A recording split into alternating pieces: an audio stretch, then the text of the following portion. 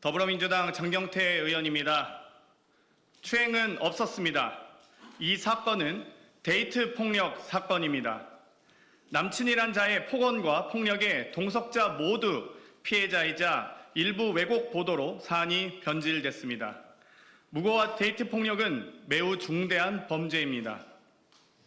또한 자신의 범죄를 감추거나 정치적 이익을 위해 증거를 인멸하고 공작하는 것은 치졸한 범죄입니다. 이에 진실을 밝히고 강력하게 대응하고자 이 자리에 섰습니다. 당일 저는 지인의 초대로 뒤늦게 동석했습니다. 여의도에 있는 개방된 족발집이었고 다른 의원실 소속 보좌진으로 여자 4, 남자 2, 총 5명이었습니다. 당시 자리는 화기애애하게 진행되었고 다소 저에게도 불편한 상황들이 있었지만 그러려니 하고 넘어갔습니다.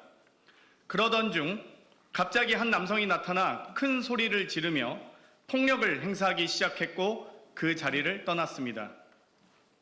그 이후 누군가 남성의 폭력 행위를 막기 위해 경찰에 신고까지 하였고 경찰과 고소인의 여동생까지 와서야 상황이 정리되었다는 얘기를 들었습니다.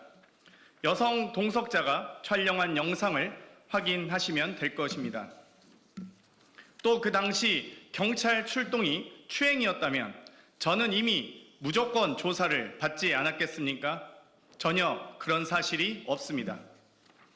다음날 당시 동석자들과 연락을 주고받았고 동석자 중 A씨는 어제 너무 즐거웠다. 불미스러운 일이 있었지만 고소인 남자친구분이 오셔서 소리 지르고 그러셨다라며 불미스러운 일이 고소인의 남자친구인 국민의힘 소속 동대문구청장 보좌 직원으로 인한 일임을 분명히 말했습니다.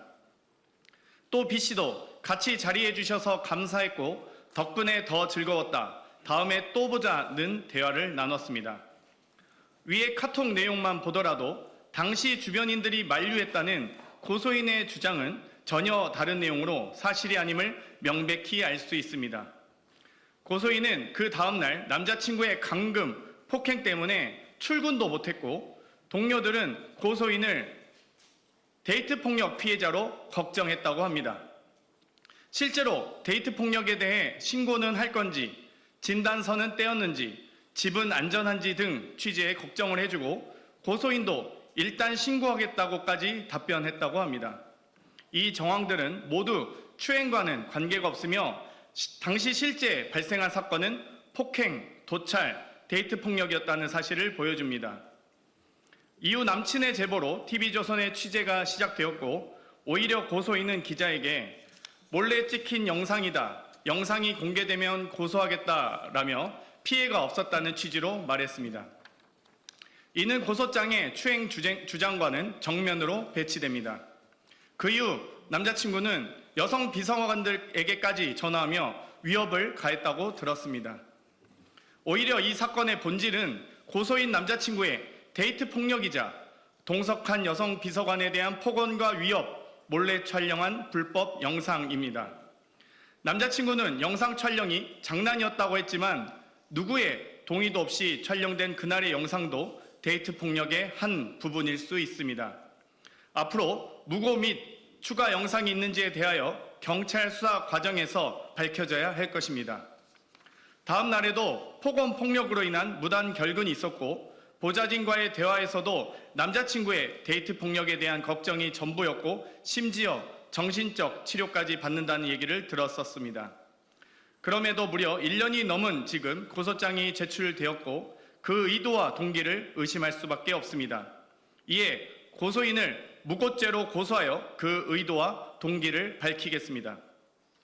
또한 저에게 폭력을 행사하고 데이트 폭력을 행사한 고소인의 남자친구인 국민의힘 소속 동대문구청장 보좌직원을 고소 및 고발합니다.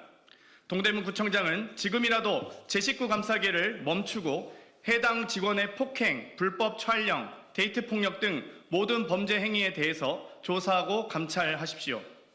무분별한 보도로 심각하게 명예를 훼손한 TV조선에 대해서도 언중에 제소합니다.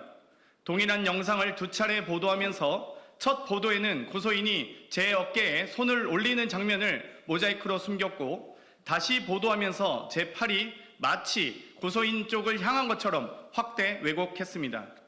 두 영상은 동일한 영상이며 추행한 사실이 전혀 확인되지 않았습니다. 오히려 확연히 드러난 것은 고소인이 제 어깨에 손을 올리고 있는 장면입니다.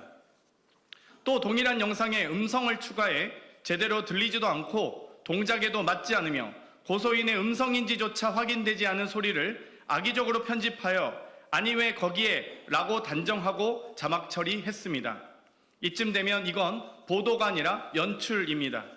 영상 판독 등 가능한 모든 수단을 활용해 진실을 밝히겠습니다. 최초 진술을 들은 TV조선 황모 기자도 증인 요구하겠습니다.